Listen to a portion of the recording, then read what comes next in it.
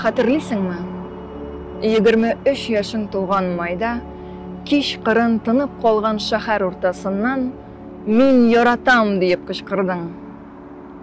Шәһәр читендәге таш тартманың күк тирәтеп торган тәрәзен бәреп ачты иләстының синең.